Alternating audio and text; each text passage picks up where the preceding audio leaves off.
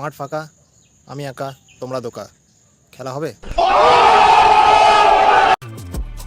আমার সাথে খেলিস না, খেলা হবে।